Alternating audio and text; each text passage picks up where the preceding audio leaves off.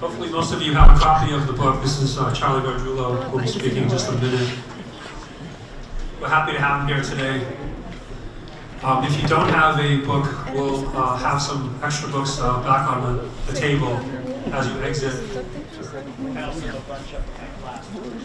Good. Excellent. So we'll catch up to you this week sometime to give you a book. It's a great read. It's won several awards. Most notable is the Titan Book Award. I'm just going to read a couple lines for the praise they put for the book. They said it was a powerful memoir, outstanding storytelling, emotional depth.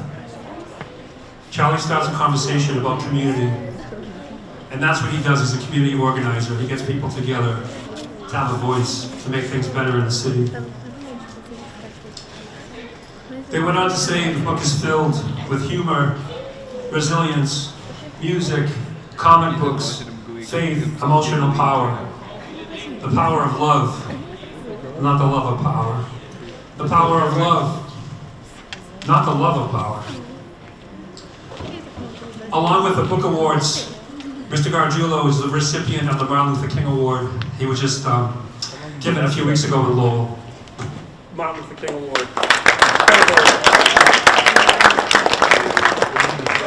What an honor to have your name linked forever with Dr. King, who said, hate can't drive out hate, only love can do that. Ladies and gentlemen, please, Charlie Garguilo.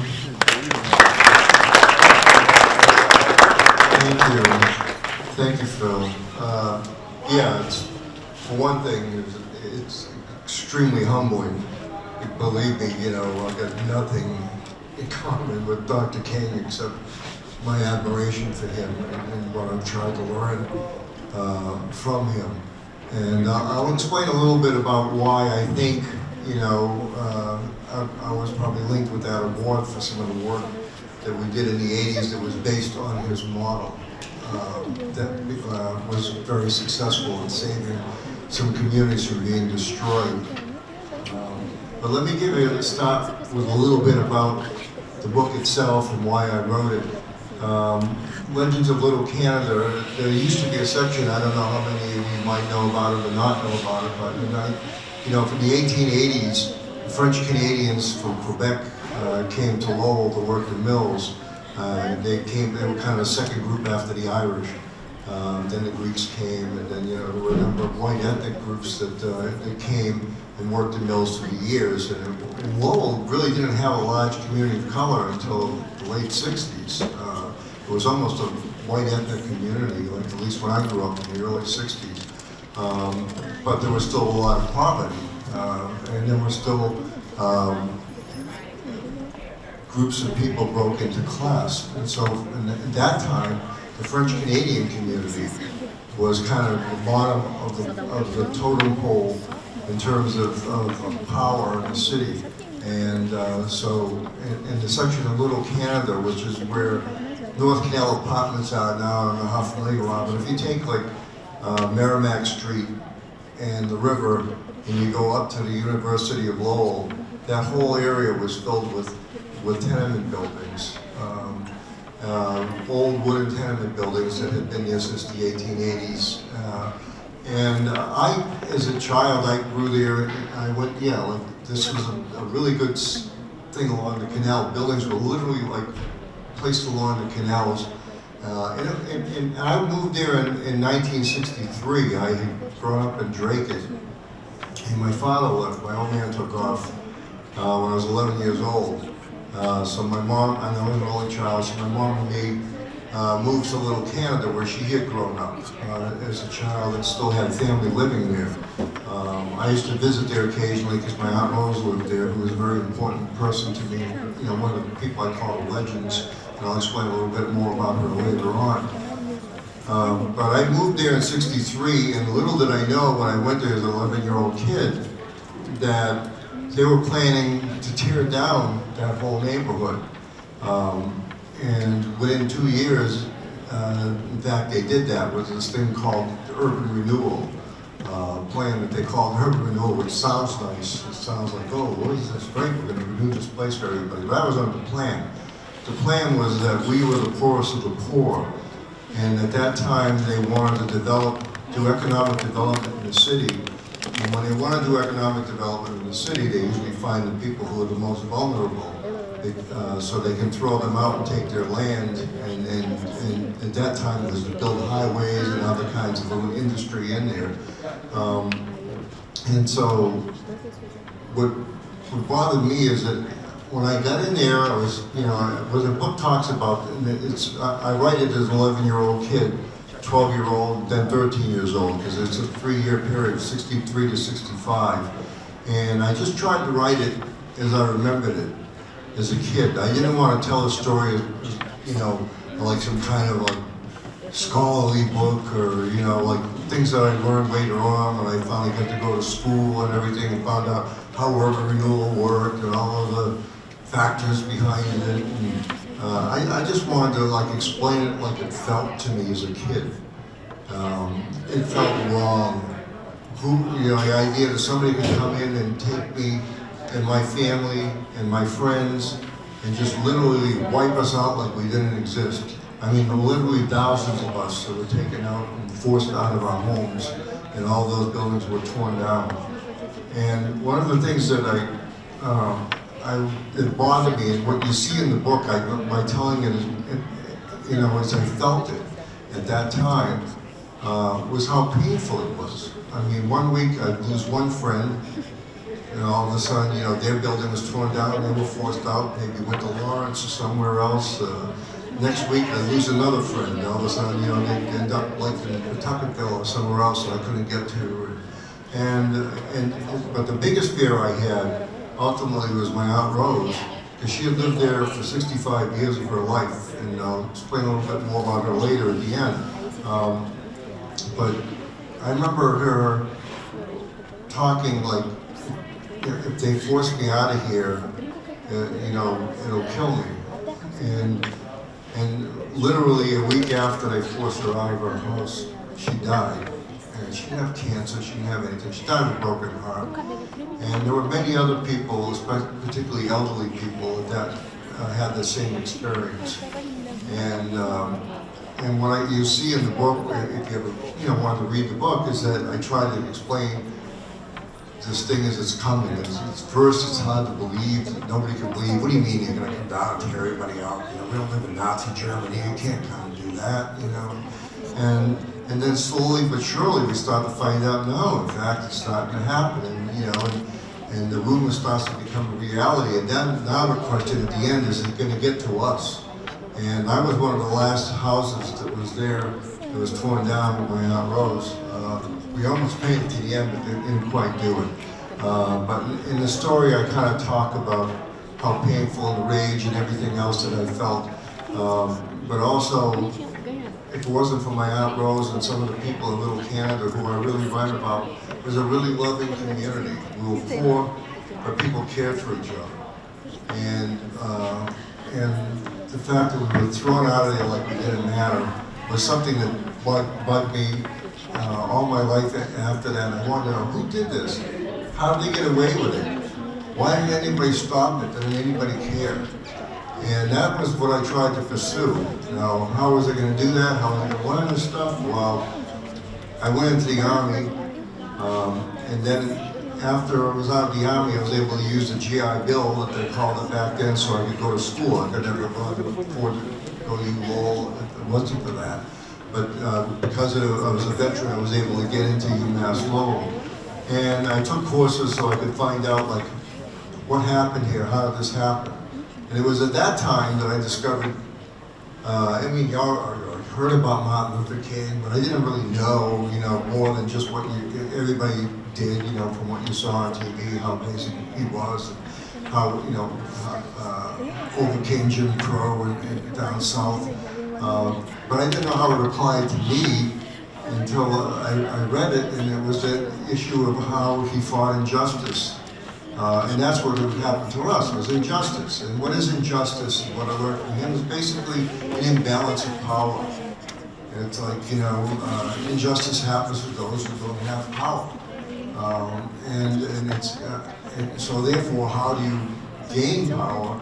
And enough so that you can at least be, not the power to dominate, but how do you find power to defend the people you love from people who may have power that's trying to dominate you. And that's what Dr. King was so amazing about, with some of the strategies that he worked and developed. I won't be able to go into all of them today, but it became very relevant to me because I also found out that what happened to me in Little Canada didn't just happen to us. It happened to people all across the country. And in fact, it mainly happened to people of color. And in fact, you know, the black community mocked the term urban renewal because they instead of calling it urban renewal, they called it black removal. Because that's what it usually did, was it would take usually black communities throughout the country with people wanted to come in and do new economic development, market rate housing, you know, expensive housing or whatever. But they needed land for it. So they would go to the poorest communities and drive them out of that land and then redevelop that land for people who had more wealth. And it just so happened that in Lowell, we were the closest thing that they could, you know, group of people that they could use to do that to. So I was able to relate to when I heard those stories, and then what I realized it was actually a pattern that they used to get people out. And the first thing was that the land itself that we lived on became valuable. So if you wanted to watch other plans that might be coming about, watch where the land is valuable all of a sudden where it didn't used to be valuable, where people live or whatever. When that starts to happen, you know, it's not like somebody's going to come out and just say, we're going to throw everybody out, like, you know, they got to come up with a rationale for it. So what they kind of do is, that first of all, is they dehumanize people who live there. So they let the first thing they do is they let the place run down. The city and other people of power will basically allow the place to run down. So, for instance, slumlords will be, people will look the other way, let them do code violations, let the buildings rot. Then they'll stop putting funds into the community so that they'll let the city, the roads get potholed and look terrible. And so people would drive by and look at it and say, look at the way this place is, it's a dump. So we got to do something about it. So they'll actually act like they're doing it for the people who live there. Well, the people shouldn't be living in these horrible conditions, but the truth of the matter is, what I learned in other places is that when you want to call a place a slum, you make it a slum. Like, for instance, like the West End community in Boston, they tore down a neighborhood like Little Canada, and that's what somebody had said. If you want to make it a slum, you make it a slum. A guy who had come from that place. And he gave examples about how in the past, even if it was a poor community, it was well put together. And but all of a sudden, when they wanted that place, they wanted it to get worse.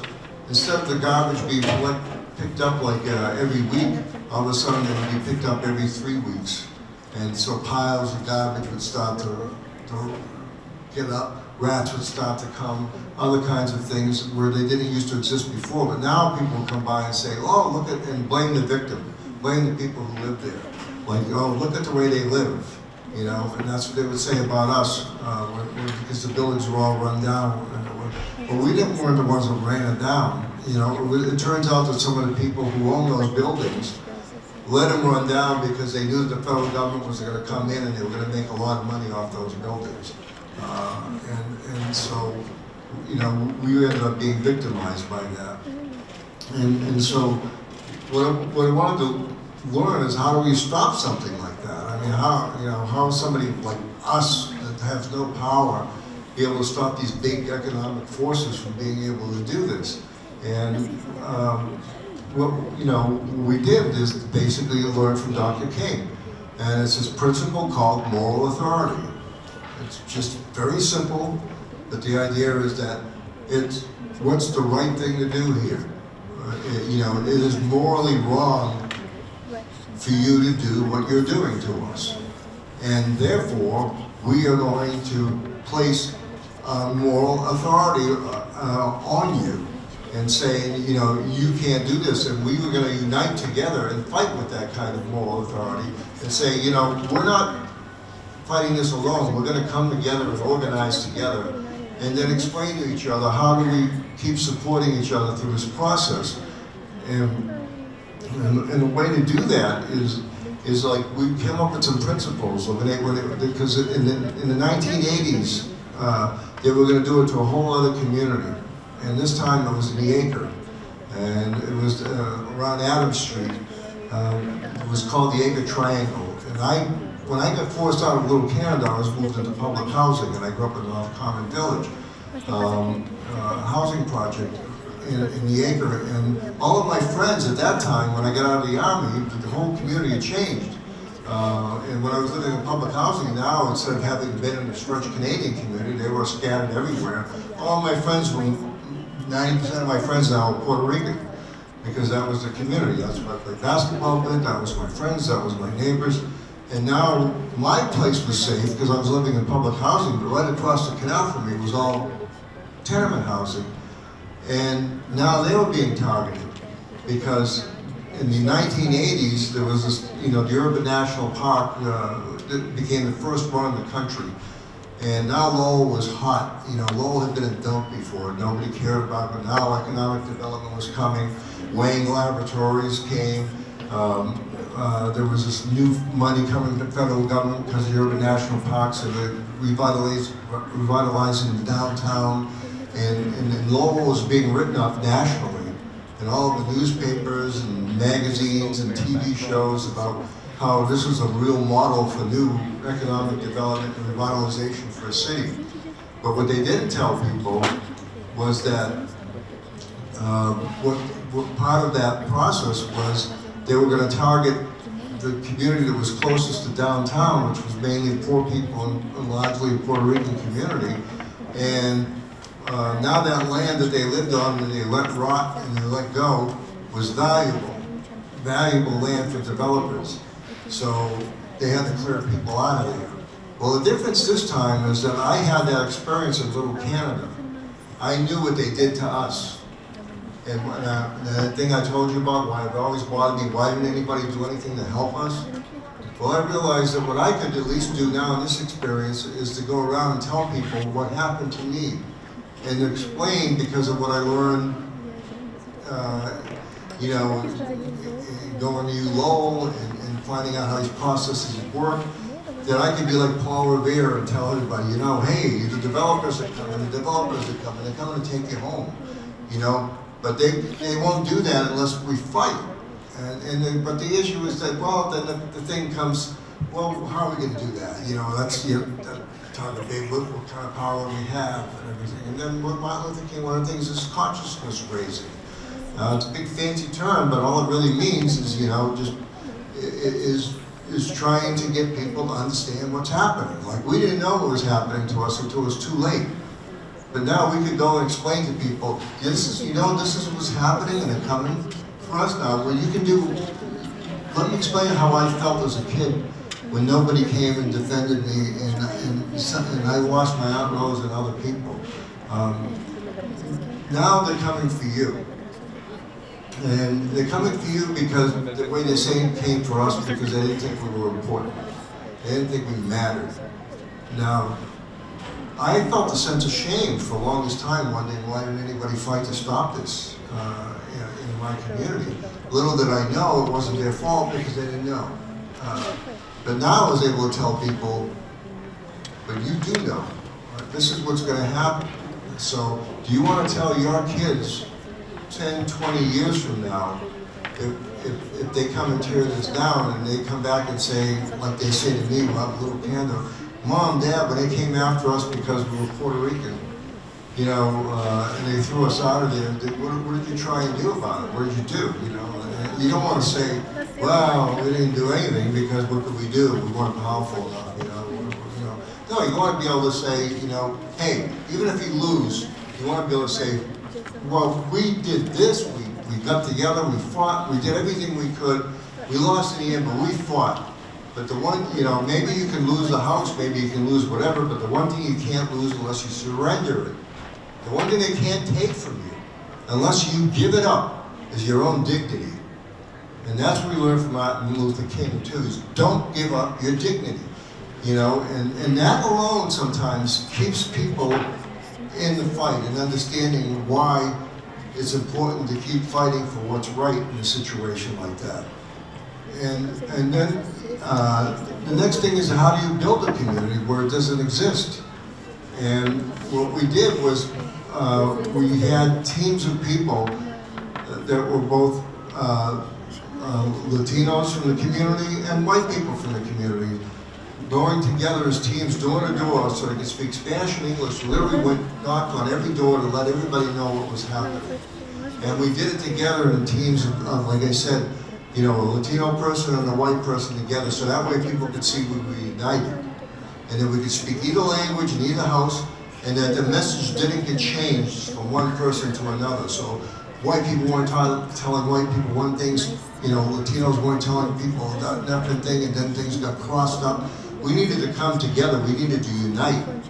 If we were, because they were going to try and divide us. And that's what was happening. People in the white, poor white community would be trashing the Puerto Ricans, and telling all these horrible stories. And I grew up there and I knew it was all garbage, and then the same thing would happen, people would be getting pissed off about the language, assuming every white person or whatever was like, a jerk, and was a racist and didn't care. And we need to prove that wasn't true either. The truth of the matter is that we cared about this thing as a community, and we were going to fight this thing together. And because of moral authority, because it was the right thing to do. And we did. And we ended up ultimately winning. There's a lot of strategies that went into this, but the first thing, some of the principles that Martin Luther King talked about was like silence is complicity. So whenever you see something is wrong, you see injustice is happening, you have an obligation to speak up against it, whether you can change it or not. Because if you don't speak up, you have no chance. And it starts with having the courage to show the authority, that silence is complicity. You will never be, because if you're silent to it when you see it, you're just as guilty as the people that are doing it. But if you stand together, then you have a chance to turn things around, and that's what we ultimately did. And then the next step is how do you gain power where it doesn't exist? And one of the things I learned as a soldier was the discipline that it takes to accomplish a mission.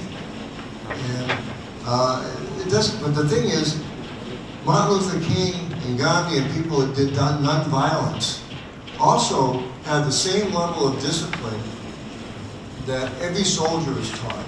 But instead of like the mission being, they have to militarily take over a situation or deal with that, the mission here was just the opposite. It was almost, how do you remain nonviolent in a situation where you're being provoked?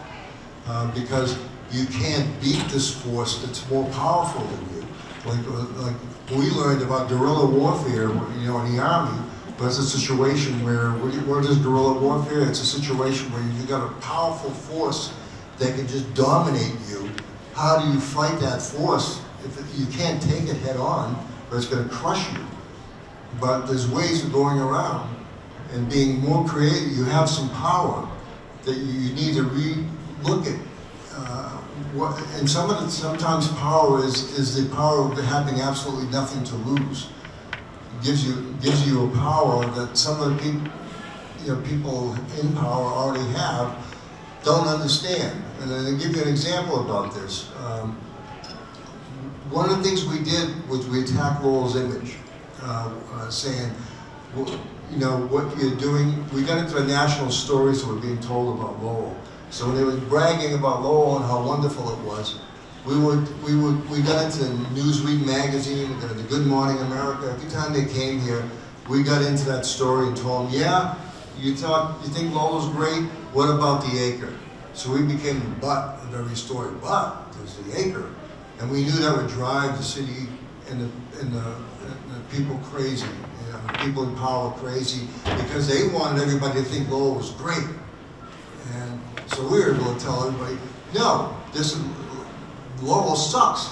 You know, what you're doing here is terrible. You know, it's being done at the expense of poor people. Now, we're arguing though, but we don't want it to be that way. We want Lowell to be great too, and we want to work together with these people. But if the revitalization, they would call it revitalization. We said, revitalization has to work for everyone. You know, and so that was the mantra that we would have, and we would fire people up when we would get more people morally behind us. We would get other people who weren't necessarily being the victims of this, but we would find the people out there who had goodwill.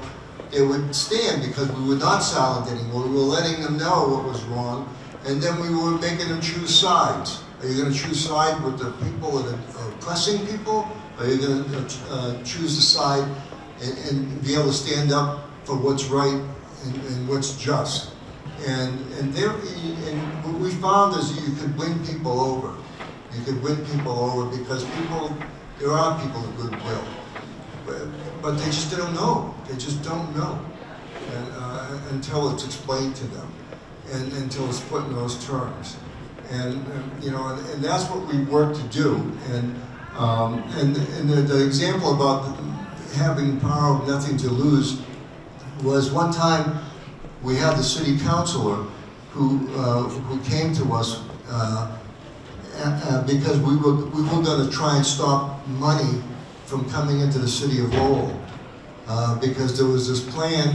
The governor of the state had this executive order that he said, if a community tries to stop public housing money from coming into a city, then they can stop money for all kinds of development from coming into the city.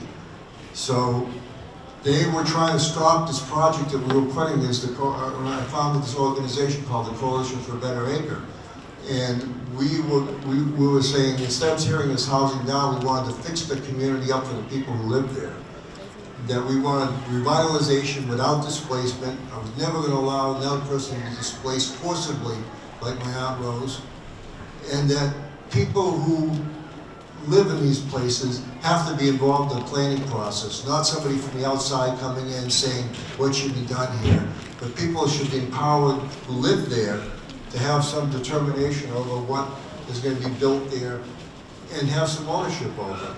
So that therefore, you know, we can save that community for the people who live there, build better housing, and build a better community. So instead of tearing it down, that's what we ended up doing. We were able to defeat the city's plans, and then instead of having that area torn down, then later on, North Canal Apartments, 267 units were going to be torn down later in the 80s for the same reason, because the land was valuable now, and the people who lived there all, you know, in those poor conditions. It was Cement City at the time, they called it.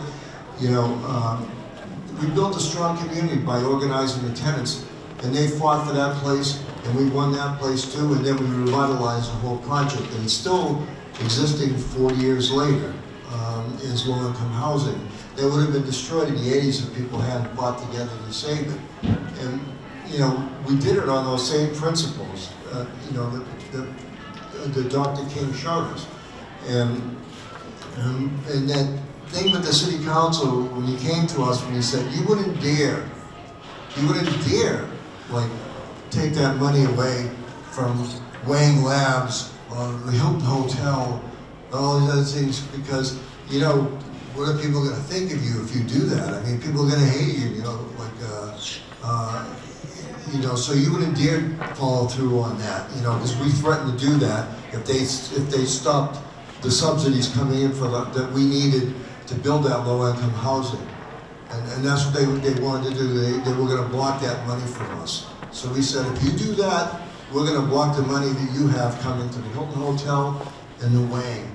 And they you know, and they just thought we were bluffing, you know. And that's what he said. That's why you wouldn't do that. You know, everybody's going to hate you if you do that. And say, see, and was able to say to the guy, see, that's what you don't understand. You're in power. to you, that would be destructive. If you did that, yeah, you'd be thrown out of office, you know. But what you don't understand is we have the power, we have nothing to lose. You know, we don't care. You know, I'm not a city council, I'm not losing that position. What you're doing, you're throwing us out. You're the ones doing this to us. So what alternative do we have? So basically, this is a bargaining position. You know, this is, we have to have some power. They weren't going to do it for us. They were going to do it to us. The only way to have them stop us from doing it to us is to be powerful enough to stop them from doing it to us. And so when you have a bargaining position, you have to have the ability to hurt the other side if they hurt you. You have to figure out what ways can you do to do that. Now that sounds horrible, but that's because when you're victimized, you tend, you know, to think that power is a bad thing. You know, but power is not a bad thing. Power, it has no moral value. It's what you do with it that gives it its moral value. So power, you know, has the ability to oppress people, but if you're oppressed, then it takes power to stop that oppression.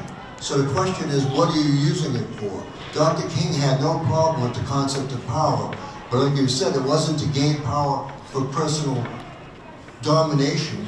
It was to gain power so that you could do the right thing and to stop, you know, segregation from happening, stopping people being thrown out of housing from happening, stopping poor people from continuing to be treated with contempt.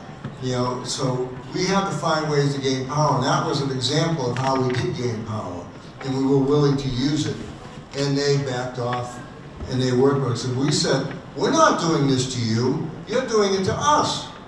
You know, you can have the money for Wayne, you can have the money for the Hilton Hotel. You know, we want you to have the money for those things. So make sure we have the money for the low-income housing.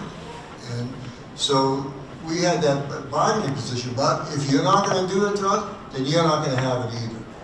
So then we come to the table and we basically we come up with a win-win situation. But if we didn't have that, we were just going to have a win-lose situation. So we were able to work together, and by the time the years were over, after we overcame these challenges, not only did we win these things, but we taught people how to gain power by being united. That we had people that could control the late 80s, the city council and the school committee. And it all came from people in the acre. For the longest time, we had more power than anybody else in the city because we could determine the majority of the city council members and the majority of school committee members because we had about 1,000 people organized so we could get out to the polls on every election day and we'd educate the community about who was going to support us and who wasn't going to support us. And because everybody was all fighting individually to become a city councilor or a school committee, nobody was fighting for, not to become a city councilor, but to give the votes and apportion them to the people who would support us. And that alone would be enough to make them go over, the people who support us, go over the top or fall behind. So it was a matter of being creative to come up with different creative ways of trying to stop things from happening.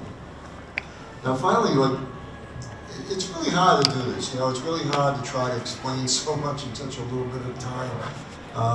But the other thing was diversity. You know, it's a word people throw it around like it's a bad thing or it's a stupid thing or it's the most powerful thing. It's the most powerful thing because, you know, it was our diversity that gave us our strength.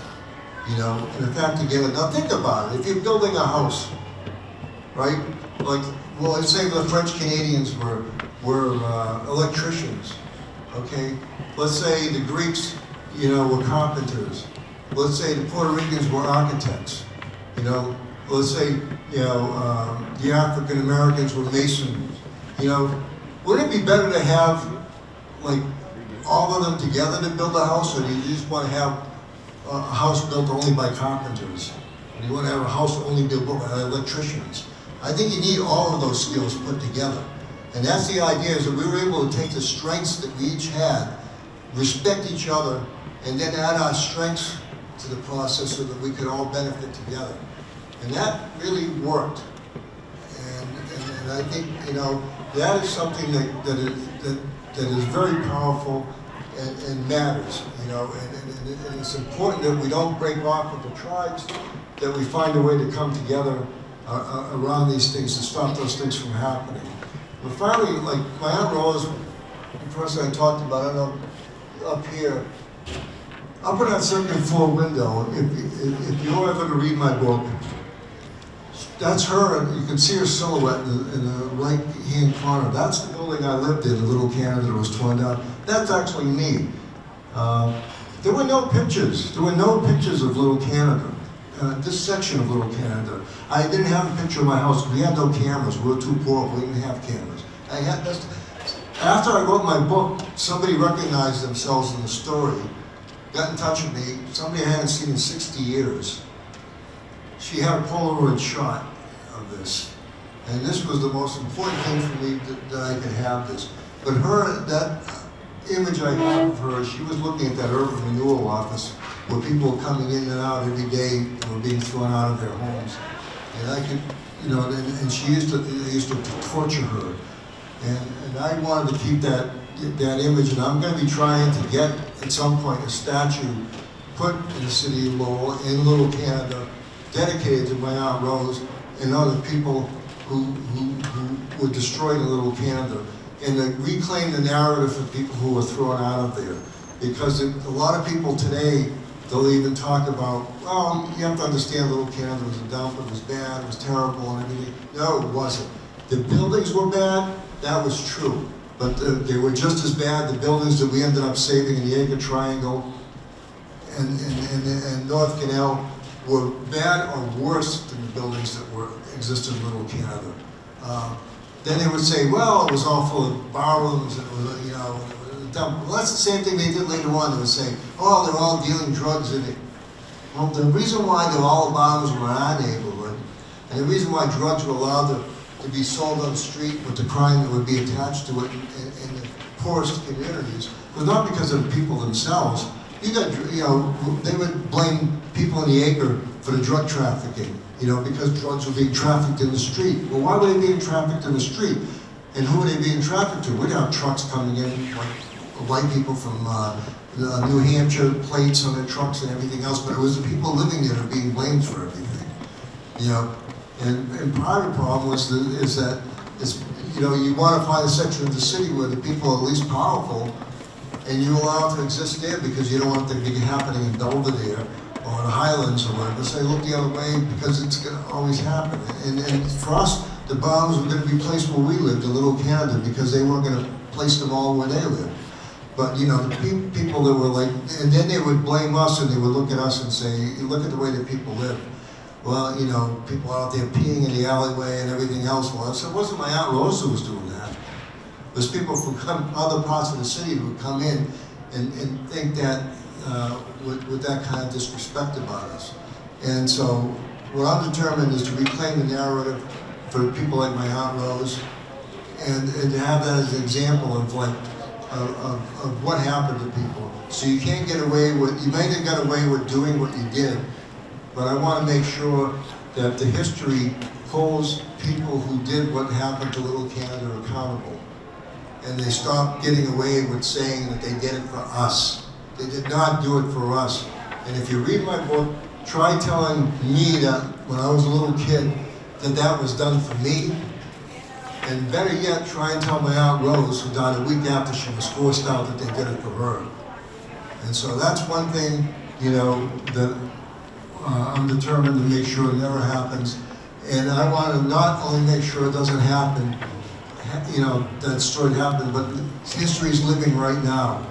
The last thing I know we're going to bring up is that when I was forcibly removed, what do I think about? It's not only my own removal. You don't think I see people being forcibly removed today? When I see ICE come by and forcibly removing people, goddamn, I'm going to fight that. I don't care if I'm 70 years old, I am going to fight that. I will be by your side. I will work to make sure that never happens, because I know what it feels like to be forcibly removed and what it did to my family. And if we can all stick together, you know, in unity, we can do something about it. I got my whistle. And if I see an ICE agent, that's what I do.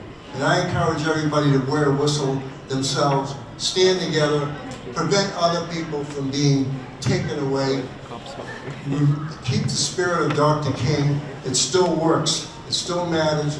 We can do things non-violently. We can do things together. And there is such a thing as moral authority. Things do happen, and you can have the same kind of level of discipline that I had as a soldier, you can have as a non-violent soldier as well, in fighting for justice. And I, hope, the books are free. Take a copy, and anything I can do, I'm going to keep doing it. And I just hope you guys all try to learn more about Dr. King and try and keep this message going. And thank you for having me, and I hope that you have a great day.